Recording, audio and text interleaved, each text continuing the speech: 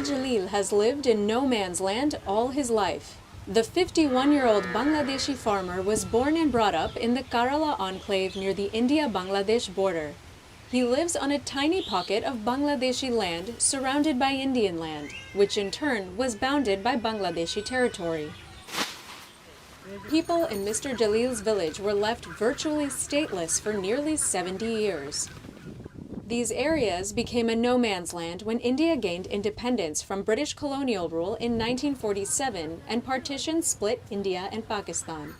Bangladesh, then known as East Pakistan, broke away in 1971 to become an independent country. Ever since, the South Asian neighbors have shared a highly irregular 4,000-kilometer border. Small pockets of land belonging to each side were surrounded by the other's territory. After decades of negotiations, the Indian and Bangladeshi governments have recently agreed to swap enclaves. You see, within Bangladeshi territory there were around 102 Indian enclaves, and in Indian territory there were around 71 Bangladeshi enclaves. This means that there was Indian territory inside Bangladesh and there was Bangladeshi territory inside India. Now, this adverse possession had to be resolved, and in 1974 the two governments had signed an agreement, but this could not finally materialize into actual exchange of enclaves. This finally happened in the year 2015 when exchange of enclaves took place. Even now a few enclaves are left, but to a large extent the problem of the international border between India and Bangladesh has been resolved as far as enclaves and adverse possession is concerned.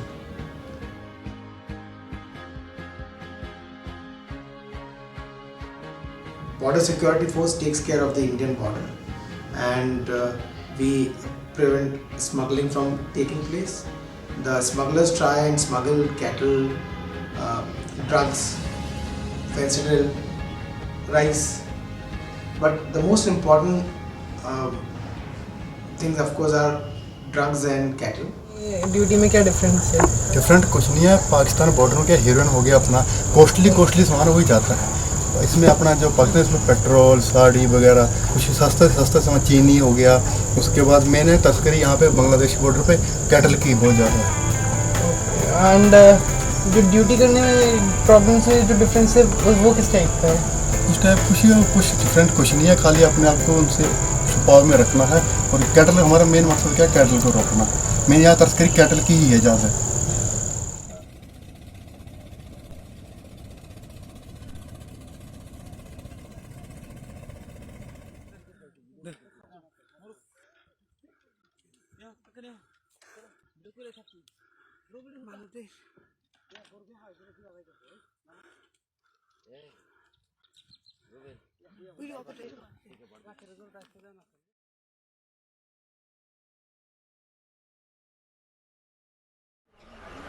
Bangladesh से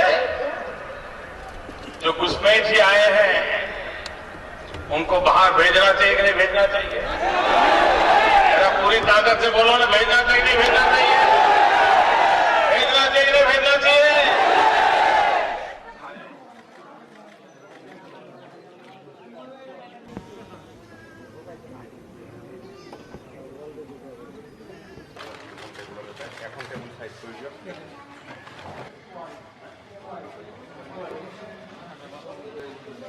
Basically, NRC, the full form of NRC is National Register of Citizenship. It is applicable only in the state of Assam. The purpose of introducing National Register of Citizenship in Assam is to identify the citizens of this particular state.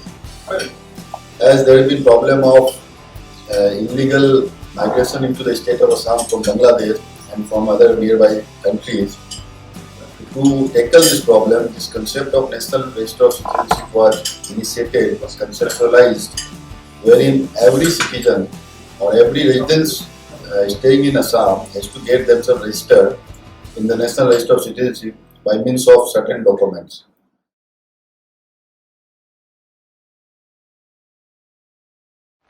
In India, it's considered a sacred river because of its powerful current.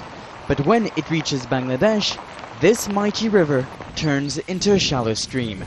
It wasn't always like this. A few kilometers from here is the Indian border, and right across it is a barrage that the Indian authorities use to control the water flow of this river. For most of the year, the gates of that barrage remain closed. Success of peace studies is important to both India and Bangladesh. See, if the peace deal is successful, it helps India get its influence in the Bay of Bengal region.